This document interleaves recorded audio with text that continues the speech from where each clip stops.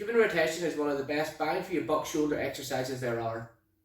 It trains 3 out of the 4 rotator cuff muscles, teres minor, infraspinatus and supraspinatus. This isn't about lifting huge weights, it's about promoting shoulder health. If your shoulders function properly, you can lift more weight and you won't be in pain. That's the main thing. So I like to do it both with the dumbbell and with a bar.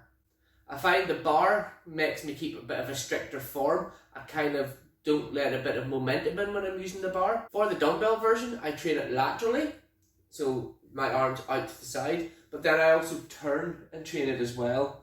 That just works the muscles in a slightly different way, I find. So I find it's good to do all 3 versions of the bar and both versions of the dumbbell one. The main thing is, you don't let momentum help you at the bottom of the movement as you go into the internal rotation. A lot of people will get there and almost let it bounce out into the external rotation. Just keep an eye on that and try not to wing the scapula to try and pull you up. You have to be really strict with this movement.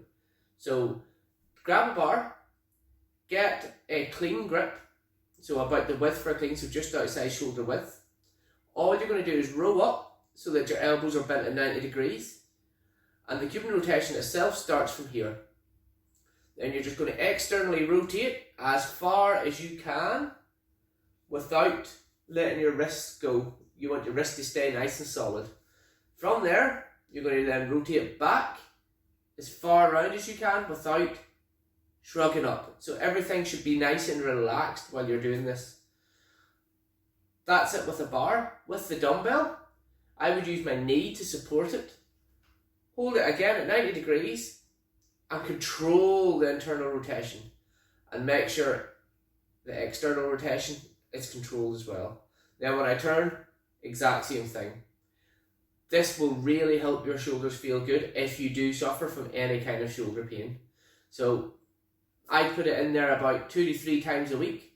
Anything between 3 and 6 sets each time. Alternate which ones you do if you want. But just make sure they're in your program, because you can't afford to have a shoulder injury and be out for weeks. So give them a go, let me know what you think.